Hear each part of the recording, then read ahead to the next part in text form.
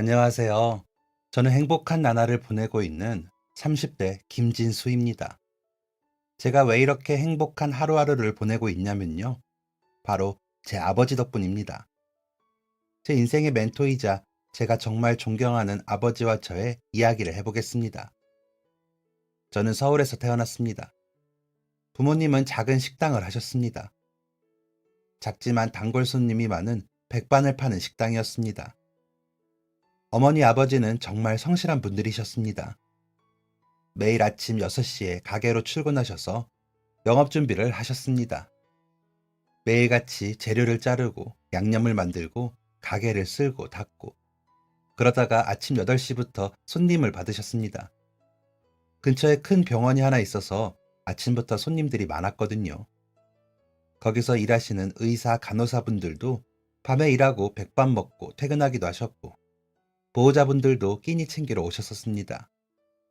부모님은 단 하루도 가게 문을 안 여신 적이 없었습니다. 정말 매일 1년 365일 가게 문을 열고 일을 하셨더랬죠. 성실하기로 소문난 부모님은 모범적이기로도 유명하셨습니다.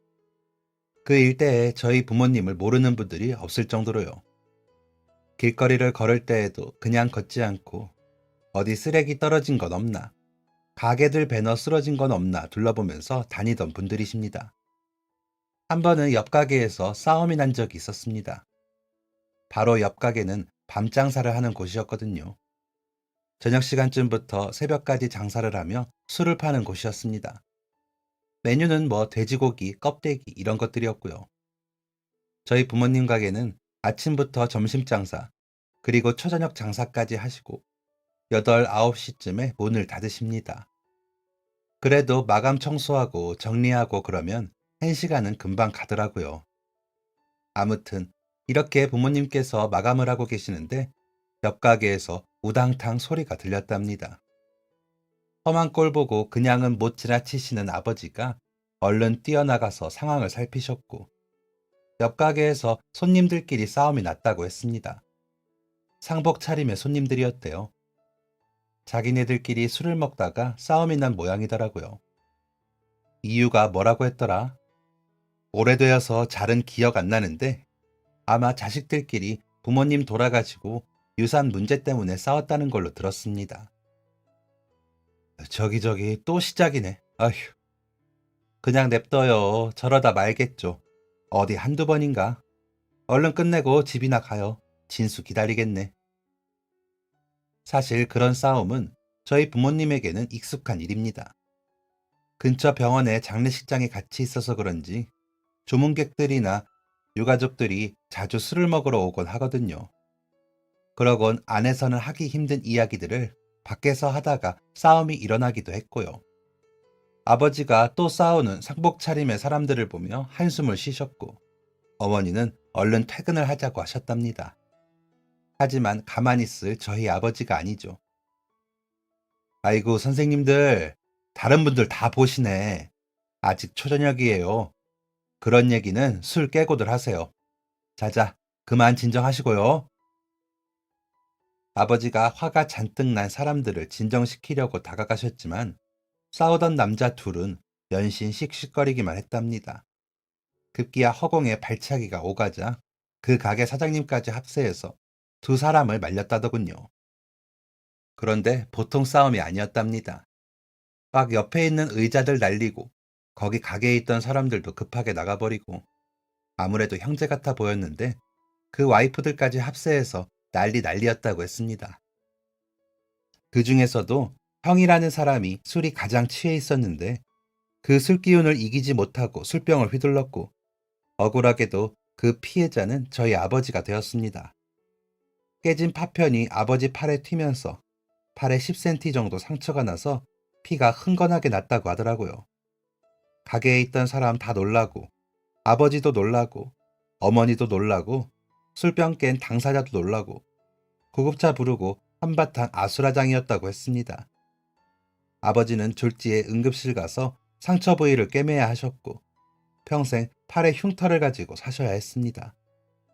하지만 다음 날부터 아버지는 이 바닥에 슈퍼맨이 되셨습니다. 아이고 김 사장, 몸은 괜찮아? 이야, 내가 어제 다 들었어. 큰일 했다며? 김 사장 같은 사람이 있어서 아주 든든하네. 근처 가게 사장님들보다 비교적 젊은 나이에 모범적이고 적극적인 성격까지 갖춘 아버지는 그 일대의 자랑거리이자 일대 상권을 대표하는 사장님이 되셨습니다.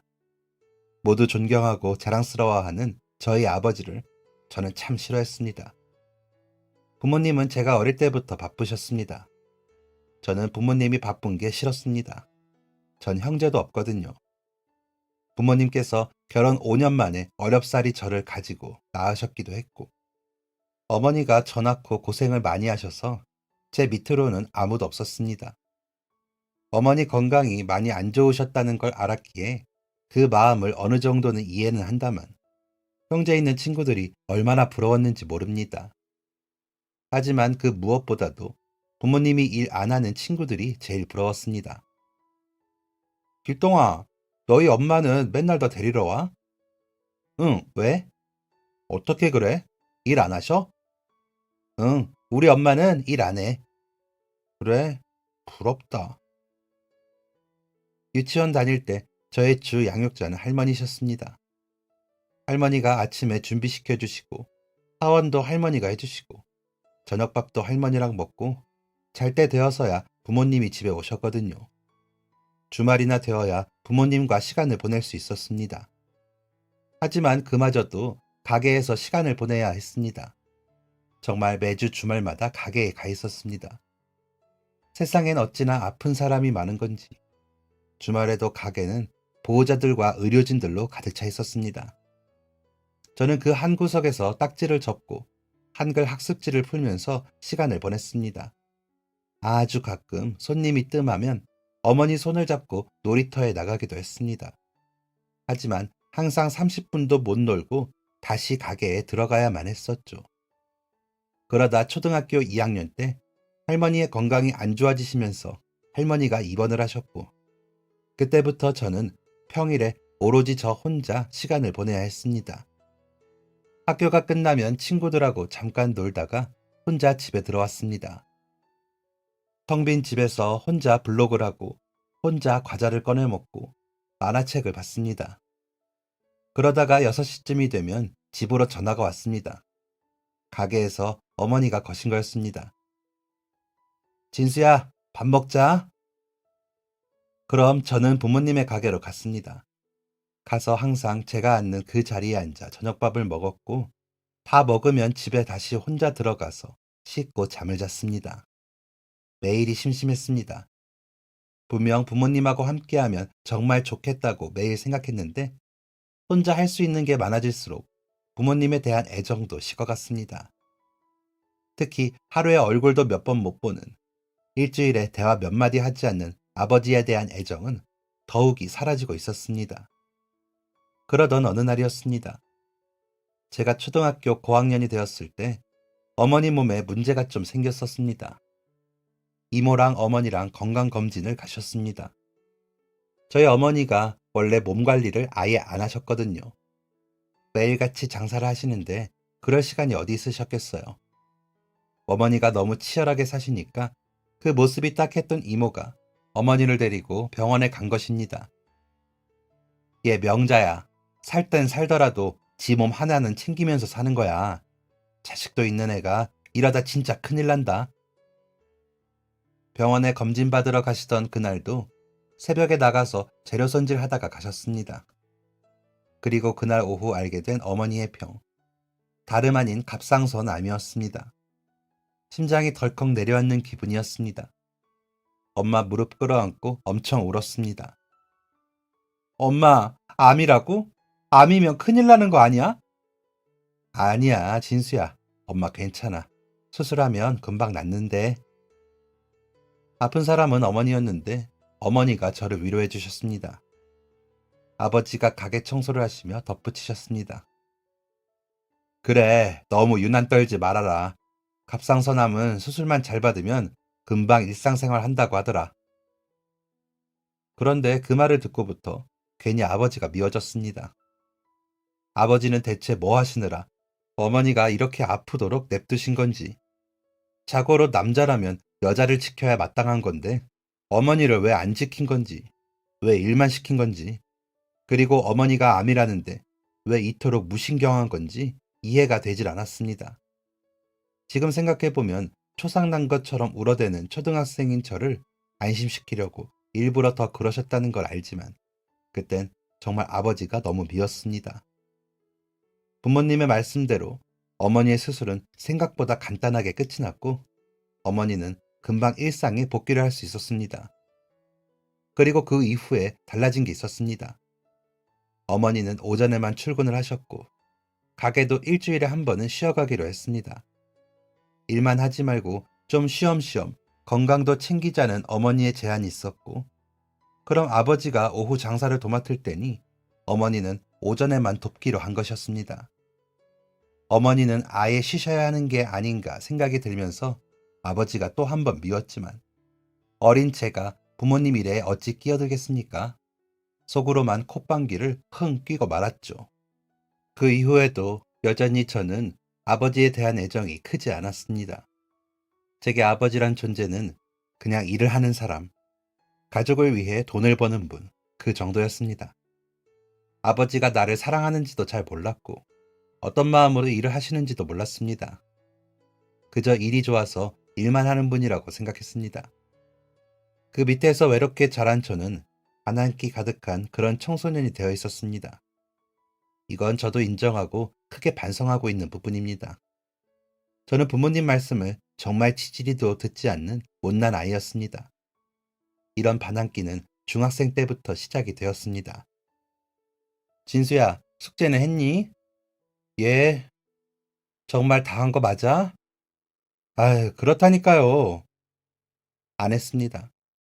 공부에 흥미가 없었던 저는 맨날 만화방 가서 만화책이나 보고 친구들하고 오락실이나 가던 그런 아이였습니다.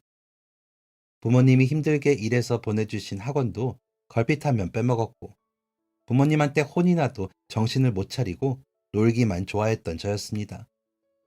고등학교 1학년 때 아버지에게 정말 크게 혼난 적이 있었습니다.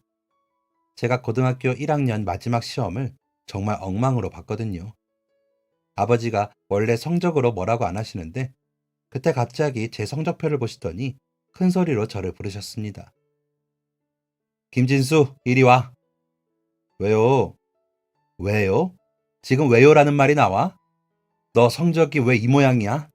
고등학생밖에 안 된 녀석이 밖에서 뭐하고 싸돌아다니길래 어구 한날 집에 늦게 들어오고 성적은 이렇게 엉망인 거냐고?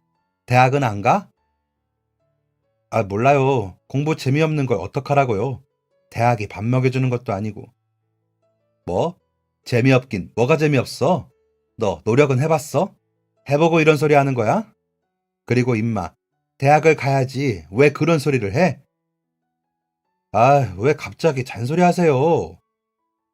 학생이면 공부를 해야지. 뭐 한다고 성적이 이 모양이냐고. 그러는 아버지는 학창시절에 공부 잘하셨어요? 왜 갑자기 저한테 난리인데요? 아, 짜증나. 그날 제가 했던 모든 말, 아버지의 표정 하나하나가 잊혀지지가 않습니다. 저는 그날 인생에서 씻을 수 없는, 지울 수 없는 실수를 저지른 것이었습니다. 한바탕 실랑이를 벌이곤 밖으로 뛰쳐나가버렸습니다. 평소엔 관심도 없었으면서 왜 갑자기 신경을 쓰는 건지 답답한 마음뿐이었습니다. 그리고 정확히 한 달 뒤, 저는 그날의 저를 두고두고 미워하고 후회하게 되었습니다. 정의의 사도, 사장님들의 슈퍼맨, 뭐든지 척척 박사인 우리 아버지. 가게 일뿐만 아니라 남 돕는 일에도 진심이라 나쁘게 말하면 오지랖이 넓은 우리 아버지. 불의를 보면 못 참고 모범적인 아버지. 그날의 사고도 아버지의 이러한 성격 때문에 일어났습니다. 아니, 이미 일어난 사고였는데 아버지의 이런 성격 탓에 화를 입은 것이었습니다. 우리 가게 바로 앞 도로에서 사고가 났습니다. 화물차와 승용차가 부딪히는 사고였는데 사고가 꽤 크게 나서 화물차는 전봇대를 완전히 받아버렸고 승용차는 전복되었습니다. 뒤 이어오던 차 2대도 충돌을 입었고요. 순식간에 그 일대는 아수라장이 되었습니다. 이를 보고 그냥 지나칠 리 없는 아버지가 나섰답니다. 주변을 지나던 시민들이 119며 112며 신고를 했고 전복된 차에서 피가 흘러나왔답니다. 발을 동동 구르며 차를 쳐다보고 있는 사람들을 헤집고 아버지가 승용차에 가까이 섰답니다. 운전석에는 남자가 한 명 타 있었고 피를 많이 흘렸고 의식은 없었답니다. 차에서 연기가 나고 있었기에 먼저 그 사람을 꺼내야겠다고 판단한 아버지는 얼른 운전석으로 향했고 안전벨트를 풀고 최대한 조심스럽게 남자를 꺼내려고 노력했답니다. 하지만 그 순간 차가 폭발해버렸고 차 안에 있던 남자는 그대로 숨을 멈췄고 아버지는 곧장 응급실로 옮겨지는 사고를 당하게 되었습니다. 피해받은 사람이 한둘이 아니었다고 들었습니다. 근처 가게 사장님에게 연락을 받은 어머니가 집에 계시다가 급하게 병원으로 달려나가셨고 저는 학교에 있다가 소식을 듣고 급히 하교를 하게 되었습니다. 어안이 벙벙했습니다. 전날 저녁까지만 해도 야구를 보시며 맥주를 드시던 아버지가 갑자기 응급실이라니요. 뭔가 믿기지가 않아서 오만 가지 생각을 하며 병원에 갔습니다. 수술실 앞 대기실에서 어머니가 몸을 웅크리고 앉아 계셨습니다. 어, 엄마? 진수야, 진수야 어떡하니? 네 아버지 어떡하면 좋아? 어머니의 눈은 말도 아니게 충혈되어 있었습니다. 얼굴엔 눈물 자국이 가득했고 갑자기 수척해진 듯 얼굴빛도 좋지 않았습니다. 아버지가 수술을 받으러 들어간 지 3시간이 지났다고 했습니다. 하지만 그건 시작에 불과했습니다. 어머니와 수술실 앞에서 꼬박 7시간을 더 기다렸습니다. 총 10시간의 긴 수술을 하고서야 끝이 날 수 있었습니다. 담당 의사 선생님이 저희를 찾으셨습니다. 수술을 막 끝낸 의사의 얼굴을 보는 것은 처음이었습니다. TV 드라마에서 의사 연기를 하는 배우들이나 봤지 실제로는 처음이었습니다. 그런데 그 의사 선생님을 처음 보는데도 막 수술을 끝낸 의사의 얼굴을 처음 보는데도 직감적으로 알 수 있었습니다. 우리 아버지에게 문제가 생겼구나. 의사 선생님은 안경을 벗고 흐르는 땀을 닦으셨습니다. 그리고는 깊은 한숨과 함께 입을 여셨습니다. 의사 선생님의 말씀에 어머니는 그 자리에서 주저앉으셨고 땅을 치며 우셨습니다. 아버지는 식물인간이 되셨습니다. 동네의 슈퍼맨과도 같던 우리 아버지가 손가락도 까딱, 입도 뻥끗, 눈도 깜빡하지 못하는 그런 사람이 되어버렸습니다. 미동조차 없는 아버지의 모습을 멍하니 앉아 바라보았습니다. 갑자기 저의 모든 인생이 후회스럽더군요. 왜 그렇게 아버지를 불편해하고 어렵게만 생각했을까? 왜 아버지에게 반항했을까? 왜 더 아버지를 사랑하지 못했을까? 모든 게 후회되었습니다. 눈물이 줄줄 흘렀습니다. 아버지의 손을 꼭 붙잡고 그저 울기만 했습니다. 어릴 때 이후로 처음 잡아본 아버지의 손은 아주 거칠고 주름이 많았습니다. 상처가 많고 흉터도 많고 울퉁불퉁했습니다. 내 아버지의 손이 너무도 불쌍해서 또 엉엉 울었습니다. 어머니는 점점 야위어 가셨습니다. 어머니는 아버지가 계신 병원에서 먹고 자고 하시면서 새벽부터 일어나서 홀로 분주히 움직이셨습니다. 젖은 물수건으로 아버지의 몸 구석구석을 닦이고 혹시나 싶어 아버지에게 책도 읽어주시고 흰 죽에 간장을 조금 넣고 비벼서 끼니를 해결하시고 아버지의 손발톱을 자르시고 머리를 빗겨주시며 그렇게 하루를 보내셨습니다. 그리고 이른 저녁 병실에 불이 꺼지면 어머니는 조용히 숨죽여 흐느껴 오셨습니다. 아버지뿐만 아니라 우리 가족은 그렇게 병들어가고 있었습니다. 곧이어 제가 학교 방학이 시작되었고 그때부터는 저도 병원과 집을 오가며 아버지를 간호하고 어머니를 도와드렸습니다.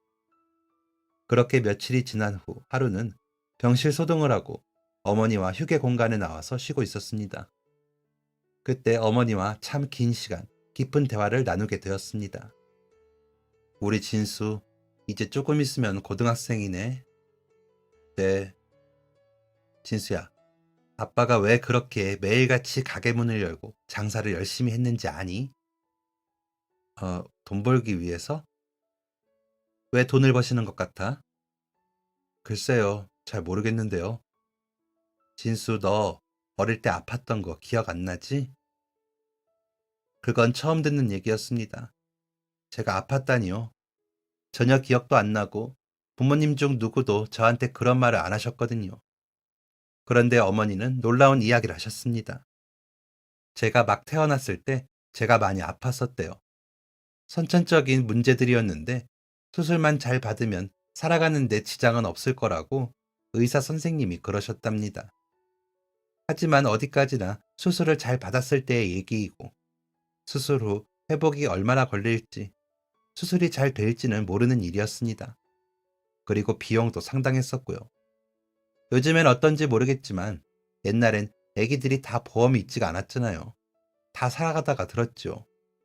게다가 뱃속에서 10달 건강하게 자랐던 저였으니까 더욱 보험 같은 게 필요 없었고요. 부모님도 전혀 모르셨고 산부인과 의사 선생님도 전혀 예상하지 못한 부분이었답니다. 태어난 지 얼마 되지도 않아서 총 2년에 걸쳐서 2번의 수술을 받고 몇 달간의 병원 입원 생활을 했다고 했습니다. 그렇게 해서 건강을 되찾았고 이후 일상적으로 살아갈 수 있었다고 하셨죠. 저는 전혀 몰랐어요. 왜 말 안 하셨어요? 그래, 너무 어릴 때라 기억 안 나겠지. 아빠가 말하지 말자고 했어. 왜요? 아빠가 그때 너 살리겠다고 하던 일도 그만두고 발벗고 뛰어다녔거든. 병원 알아보고 너 간호하고 그러다가 시간 남을 때마다 막노동판 나가서 일하고 병원비로 큰돈이 계속 나가니까 결국 전셋집도 나와서 전세금으로 병원비 메우고 작은 월세집으로 이사한 거야. 그래도 감당이 안 돼서 대출 받고 또 받고 이런 상황을 진수 네가 알면 네가 위축되고 괜히 자책할까 봐 아빠가 걱정이 되었나 봐. 그래서 절대 말하지 말라고 가족들한테 신신당부를 하더라고. 그게 아빠가 열심히 사는 이유야.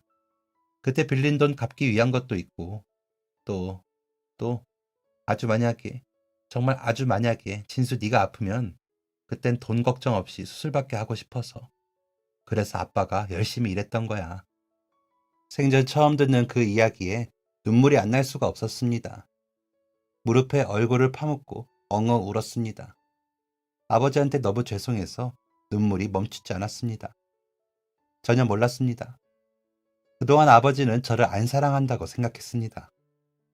저한테 애정이 별로 없고 일만 좋아하셔서 맨날 일만 하시는 거라고 생각했습니다. 하지만 그건 저의 완전한 착각이었습니다. 아버지는 그 누구보다도 저를 사랑하고 저를 아껴주고 계셨던 거였습니다. 아버지에 대한 죄송한 마음과 아버지에게 죄송하다고 해도 대답을 들을 수 없는 이 슬픈 현실이 너무 괴로워서 그저 울기만 했습니다. 그날 밤 아버지의 거친 손을 꼭 잡고 잠들었습니다. 이대로는 안 되겠다고 생각했습니다. 정신 차리고 똑바로 살아야겠다고 생각했죠. 저를 위해 열심히 살아오신, 저를 위해 정직하고 모범되게 살아오신 아버지를 위해서라도 뭔가 마음가짐을 고쳐 먹어야겠다고 생각했습니다.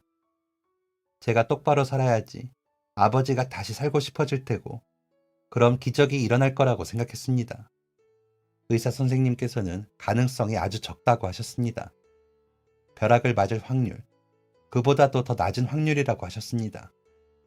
아버지가 깨어나는 것은 정말 정말 기적일 거라고 마음을 비우라고 하셨습니다. 하지만 어머니는 포기하지 않으셨고 저도 포기하지 않았습니다.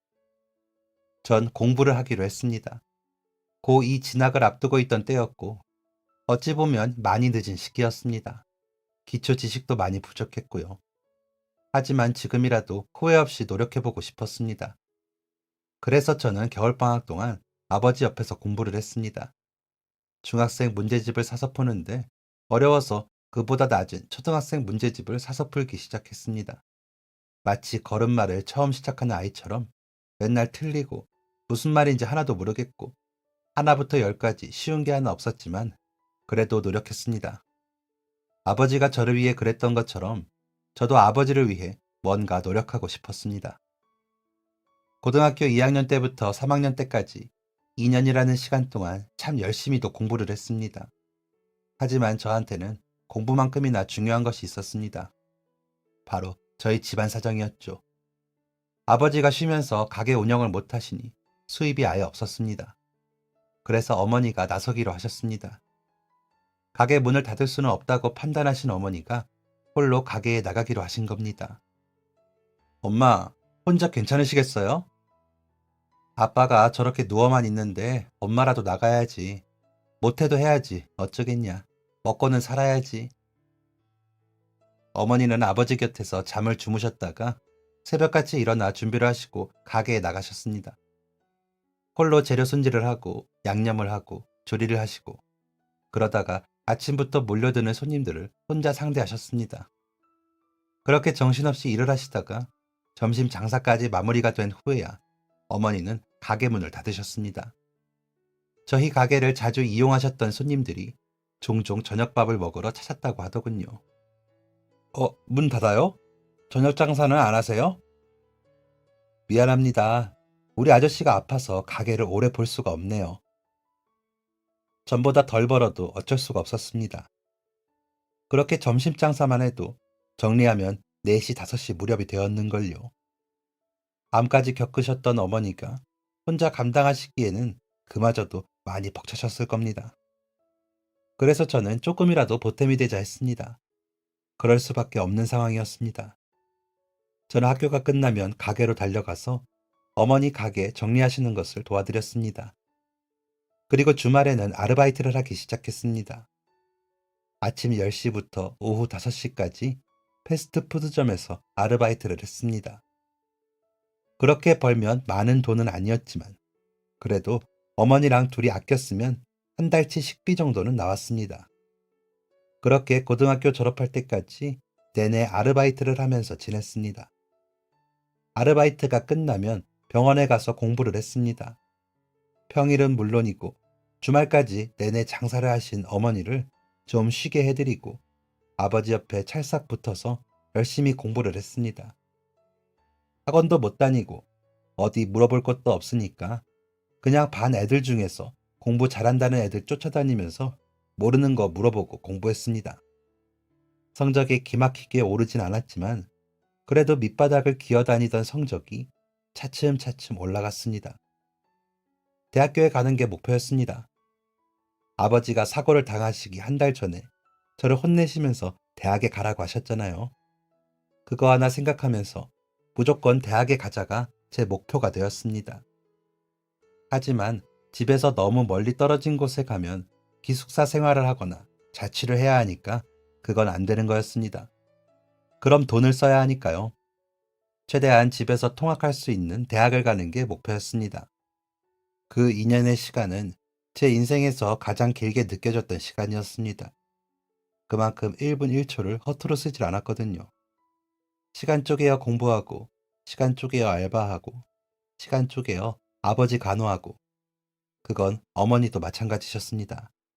일주일 내내 가게 일 하시면서도 아버지 욕창 한번 안 생기게 관리하신 것만 보면 알 수 있죠.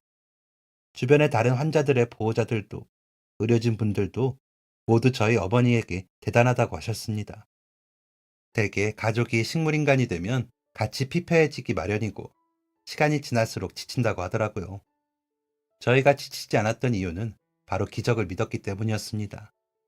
저희 아버지에게 기적이 일어날 거라고 무조건 믿었습니다. 그게 저와 어머니의 원동력이었습니다. 2년이 지나고 오지 않을 것 같던 수능날이 되었습니다. 학교 성적은 형편이 없었던 저는 수능 공부를 열심히 했습니다.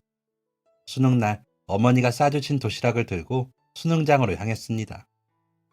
교실을 찾아서 들어가는데 2년의 시간이 주마등처럼 흘렀습니다. 제 인생이 끝난 것도 아닌데 이 시험으로 제 앞으로의 인생이 좌지우지가 될 거라고 생각하니까 뭔가 아쉽기도 하고 긴장도 되었습니다.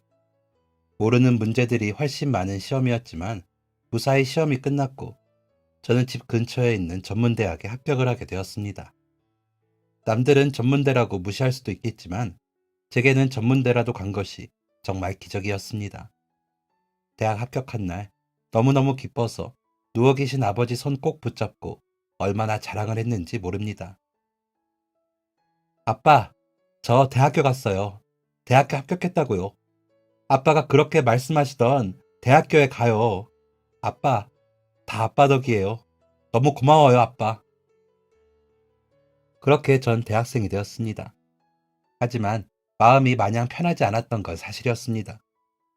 비록 남들보다 2년을 덜 다니지만 제게는 그 학비도 정말 큰 돈이었습니다. 상황이 상황이었던지라 저는 학자금 대출을 받게 되었습니다. 그마저도 감사했죠. 대출이라도 받아서 학교를 다닐 수 있었으니까요. 대학교를 다니니까 할 수 있는 일도 많아지고 시간도 좀 더 자유로워지면서 시급을 더 많이 주는 일을 구하게 되었습니다. 대학가에 있는 호프집이었습니다. 학교 수업 다 마치고 6시부터 밤 12시까지 일을 했습니다. 사장님하고 사모님이 바빠지기 전에 저녁밥도 챙겨주시고 가끔 보너스도 챙겨주시는 좋은 곳이었습니다. 일주일에 평일 5일은 그 호프집에서 일을 했고 주말에는 어머니 일을 도왔습니다. 저희 가게가 바로 병원 근처에 있잖아요. 그래서 주말에는 둘이 장사를 하면서 번갈아 가면서 한 번씩 아버지를 보고 왔습니다. 그래서 주말엔 저녁 장사까지 쭉 할 수 있었죠. 그때 주변 사장님들이 많이 도와주셨습니다. 와서 식사하시면서 매출도 올려주시고 저희 뭐 하나라도 챙겨주려고 하셨죠. 사장님이 좀 차돈이 있대요. 얼른 나아져야 하는데 어째요? 그래도 두 분이 이렇게 열심히 사시니 금방 좋아지실 겁니다. 우리 동네 슈퍼맨인데 돌아오셔야지요. 아버지가 열심히 사셨던 보람이 있구나. 선행을 베푸셨던 게 헛되지 않았구나 라는 생각이 들었습니다. 주변 사장님들은 저희만큼이나 아버지를 걱정하셨고 희망의 끈을 놓지 않아 주셨습니다. 그렇게 1년 뒤 저는 군대에 가게 되었습니다. 그땐 아버지보다도 어머니가 더 걱정되었습니다. 홀로 얼마나 고생하실지 눈에 훤했기에 쉬이 발걸음이 떨어지질 않았습니다. 엄마, 꼭 건강 챙기셔야 해요. 장사 맨날 하지 마시고 주말엔 좀 쉬세요. 사람들도 다 이해할 거예요. 아셨죠? 제가 전역하면 또 도울 테니까 그때까지만 좀 쉬세요. 엄마. 알겠어. 지금 누가 누굴 걱정하니? 진수 너야말로 몸 잘 챙기고 건강해야 한다. 네, 엄마. 우리 둘 다 건강해요. 그렇게 저는 떨어지지 않는 발걸음을 애써 옮겨 군대에 들어갔습니다. 휴가 나올 때마다 어디 한번 놀러 간 적 없이 어머니 장사를 도왔고 아버지를 살폈습니다. 더 많이 도와드리지는 못하는 마음에 너무 죄송스러웠지만 다행히도 주변 분들이 많이 도와주시는 것 같아 마음이 좀 놓였습니다. 군대 전역을 하고 학교 복학을 하고 또 1년 동안은 예전과 같은 패턴으로 살았습니다. 너무 감사하게도 제가 1학년 때 일했던 호프집 사장님과 사모님께서 다시 일하라고 불러주셨거든요. 그래서 평일엔 매일 호프집, 주말엔 가게 일을 도우며 지냈습니다.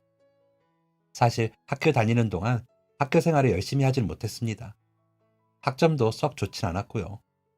일상생활도 빠듯한데 학교 생활과 병행하려고 하니까 쉽지가 않더라고요. 게다가 대학교는 공부만 열심히 하면 되는 곳이 아니었습니다. 조별과제도 있고 실습도 있고 준비해야 하는 것도 한두 개가 아니었고요. 다른 동기들은 교수님들과도 친하게 지내던데 저는 교수님들한테 있는 듯 없는 듯한 그런 존재였습니다. 그러니 당연히 학점은 잘 못 챙겼죠. 그래도 수업은 한 번도 빠지지 않고 들어갔습니다. 수업 한 번 빠질 때마다 얼마를 버리는 건지 계산해 보니까 무서워서 못 빠지겠더라고요. 아무튼 이렇게 썩 좋지 않은 성적으로 전문대를 졸업했는데 취업을 하려니까 제가 갈 곳이 없더라고요. 그렇게 어려운 건지 몰랐습니다. 세상이 그토록 막막하고 제 인생이 그렇게 답이 없는 건지 몰랐습니다. 눈이 아프도록 취업 사이트를 뒤적거렸습니다. 웬만한 회사는 모두 4년제 대학교 졸업생을 원하고 있었습니다. 제가 갈 만한 곳은 고정급여는 적고 인센티브를 주는 곳인 영업직이었습니다. 다른 선택지가 없었던 저는 영업직을 해보기로 했습니다.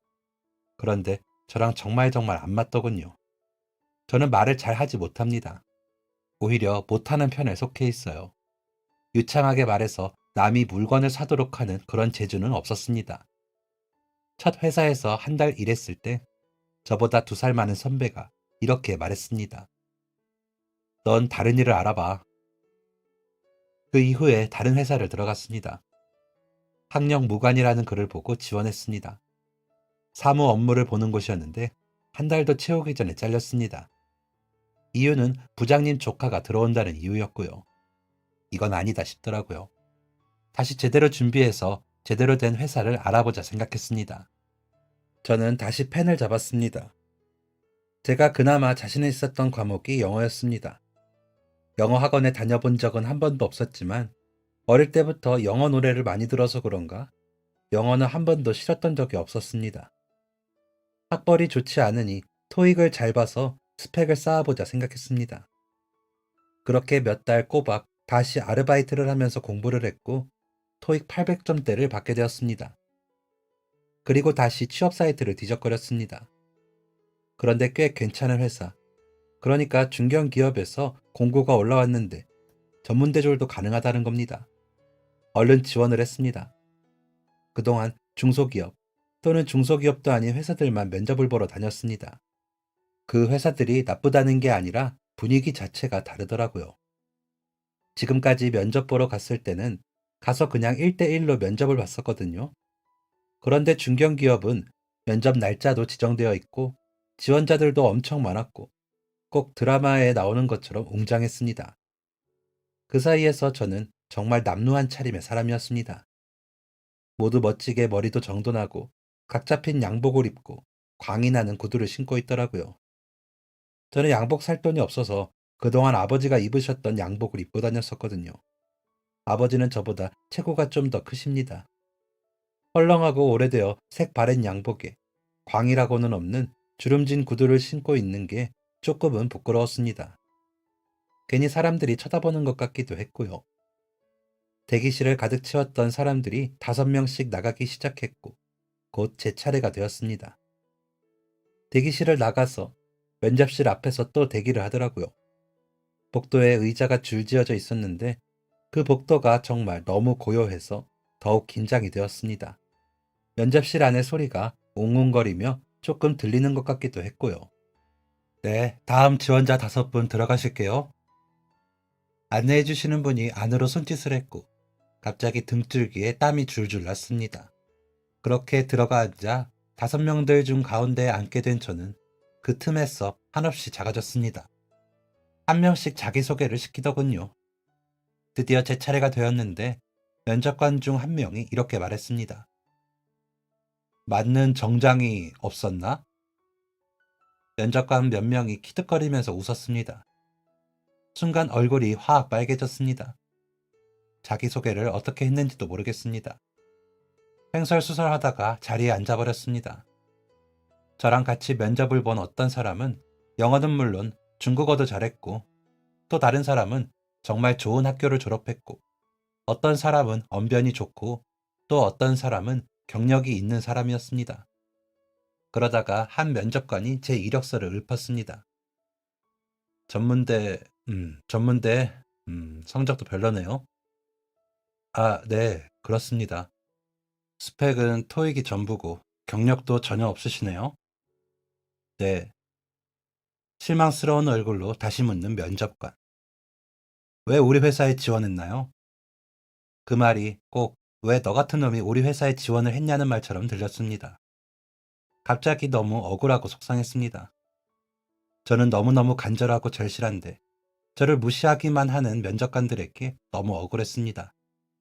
그래서 저도 모르게 이런 말이 튀어나왔습니다. 저희 아버지가 식물인간이십니다. 갑자기 면접장이 숙연해졌습니다. 방금까지 실망스러운 표정이던 면접관이 다시 입을 열었습니다. 뭐라고요? 저희 아버지요. 아버지가 식물인간이시고 지금 7년 넘게 병원에 계십니다. 사고를 당하신 건 제가 17살 때였습니다. 아버지랑 원래 사이가 좋지 않았습니다. 아버지는 항상 바쁘셨고 저를 사랑하지 않으신다고 생각했거든요. 그래서 아버지가 사고를 당하시기 한 달 전에도 크게 싸웠습니다. 아버지가 공부를 하라고 하셨고 저는 싫다고 대들었습니다. 그 이후로 한 달 동안 사이도 서먹하고 저는 여전히 놀러 다니기만 했습니다. 그리고 아버지가 사고를 당하셨습니다. 너무너무 후회가 되었습니다. 그때 그러지 말걸. 아버지에게 죄송하다고 한마디라도 할걸. 사랑한다고 너무 감사하다고 할걸. 그때 어머니에게 듣고 알게 된 사실이 있었습니다. 제가 어릴 때 엄청 아팠었대요. 그때 아버지가 저를 살리겠다고 전셋집도 내놓으셨다더라고요. 그 이후에도 제가 만약 또 아프면 돈 걱정은 하면 안 되니까 열심히 일하신 거라고 하시더라고요. 저는 그런 줄도 모르고 아버지가 일이 좋아서 일만 하시는 줄 알았거든요. 그때부터 저는 다시 태어나기로 했습니다. 공부를 시작했어요. 하지만 그리 쉽지는 않더라고요. 아픈 아버지도 돌봐야 했고, 생계를 위해 아르바이트도 해야 했고, 어머니를 도와 가게 일도 해야 했거든요. 그래도 끝까지 포기하지 않았고, 성적도 많이 올랐습니다. 집에서 먼 곳으로 갔으면 4년제 대학을 갈 수 있었을지도 모릅니다. 하지만 그럼 자취를 해야 하고, 그럼 또 생활비가 들잖아요. 그래서 집에서 오갈 수 있는 가까운 학교 중 제 성적에 맞는 학교를 들어간 겁니다. 대학을 다니면서도 평일 내내 아르바이트를 했고 주말에 가게 일을 했습니다. 그래서 솔직히 대학교 때 성적을 잘 유지하지 못했습니다. 그런 제가 갈 수 있는 직장이 많지 않다는 걸 알게 되었고 다시 펜을 들어 토익을 공부했습니다. 그리고 학력 무관이라고 해서 이 회사에 지원을 한 거고요. 저 정말 절실합니다. 저는 남들보다 늦게 아주 느리게 시작했습니다. 그래서 지금은 부족할지 모릅니다. 하지만 절대 포기하지 않을 겁니다. 할 수 있다고 믿으면 안 되는 건 없더라고요. 포기하지 않고 끝까지 할 겁니다. 그게, 그게 이 회사에 지원한 이유입니다. 얘기하는 내내 눈물이 차올라서 고개를 떨구고 있었습니다. 얘기를 다 마치고서야 고개를 들어보았는데 놀라지 않을 수가 없었습니다. 면접관 분들 중 몇 분이 울고 있더라고요.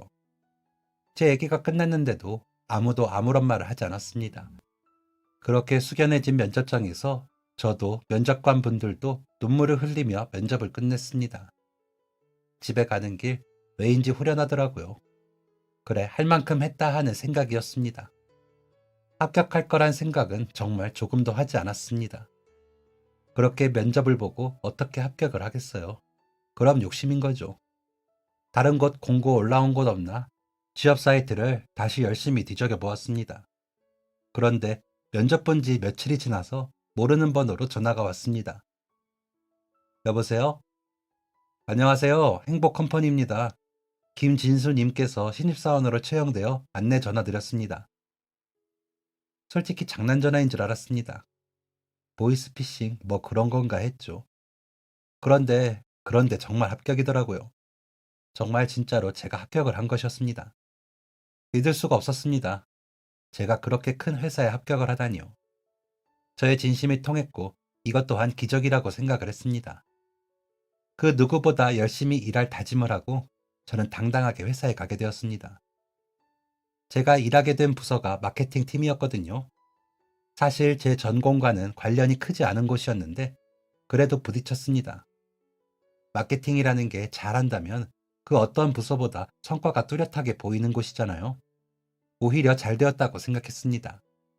전공자가 아니라서 처음에는 용어나 기본 프로그램 사용하는 것도 엄청 애를 먹었습니다. 하지만 전공자가 아니라서 좋은 점도 있더라고요. 남들과는 다른 획기적인 아이디어를 많이 낼 수 있었습니다. 저도 저한테 그런 재능이 있는지 몰랐습니다. 단순하게 생각하고 제안한 건데 좋은 반응을 얻을 때가 많이 있었죠. 가끔은 단순한 게 좋구나 하는 생각도 하게 되었고요. 입사한 지 6개월쯤 되었을 때 제가 낸 아이디어가 채택이 되어서 광고를 만든 적이 있었는데 그 광고가 정말 대박이 났습니다. 고객들 반응도 엄청 좋았고 그 덕에 하반기 매출이 3배 정도 뛰었거든요. 그래서 그때 칭찬도 엄청 듣고 저를 못 믿어하던 선배들한테도 인정받았습니다. 아, 상여금도 두둑하게 받았고요. 어머니랑 그날 맛있는 고기를 먹었습니다. 엄마, 이제 가게 일 그만해요. 이제 내가 생활비 정도는 어떻게 할 수 있어요. 어떻게 그러니 아빠 병원비도 있고 그리고 가게를 어떻게 비워. 계속 찾아주는 손님들도 계시는데. 아이 참, 엄마도 생각하셔야죠. 너무 힘들잖아요. 아유, 알겠어. 그럼 주말에는 쉴게. 평일 점심엔 워낙 손님이 많아서 열어야 해. 그래, 주말에 문 닫는 게 어디냐 싶었고, 어머니는 평일에만 장사를 하기로 하셨습니다. 그리고 그런 우리에게 정말 기적이 일어났습니다. 제가 입사한 지 1년이 조금 안 되었을 때였습니다. 일요일이라서 출근 안 하고 어머니랑 같이 병원에 있었죠. 어머니가 옆 환자 보호자분에게 받은 사과를 깎아주고 계셨고, 저는 오랜만에 책을 좀 읽고 있었습니다. 그런데 그때였습니다. 여보? 어머, 진수야, 아빠 좀 봐. 여보. 어머니가 갑자기 눈물까지 흘리시며 다급하게 아빠를 불렀습니다. 아빠가 눈을 움직였다는 겁니다. 간호사분이 와서 확인해봤지만 미동도 없더라고요. 어머니가 착각하셨구나 생각했습니다. 그런데 잠시 뒤 아버지가 정말 눈을 감은 채로 눈알을 굴리셨고 한쪽 눈 실눈까지 뜨셨습니다. 어머니가 잘못 보신 게 아니었습니다. 진짜 기적이 일어난 겁니다. 그렇게 일주일 뒤 아버지는 완전히 눈을 뜰 수 있게 되셨습니다. 그리고 또 한 달 뒤 발가락을 조금 움직이기 시작하셨죠. 그리고 그때부터 또 1년이 지난 지금 아버지는 오른쪽 손가락을 다 움직이고 손목도 움직일 수 있을 정도가 되셨습니다. 의사 선생님께서 이건 정말 기적이라고 하셨습니다. 좀 더 힘을 내보자는 말도 하셨습니다. 당연하죠. 저와 어머니 그리고 아버지는 끝까지 포기하지 않을 겁니다. 포기하지 않는 사람이 이기는 거고 끝까지 하는 사람에게 기적이 찾아온다는 것을 알았으니까요. 앞으로 우리 가족에게 더 큰 기적이 올 거라고 확신합니다. 그때까지 다시 열심히 달리겠습니다. 지금까지 사연 들어주셔서 감사합니다. 사연이 재밌으셨다면 구독과 좋아요를 눌러주세요. 감사합니다. 안녕히 계세요.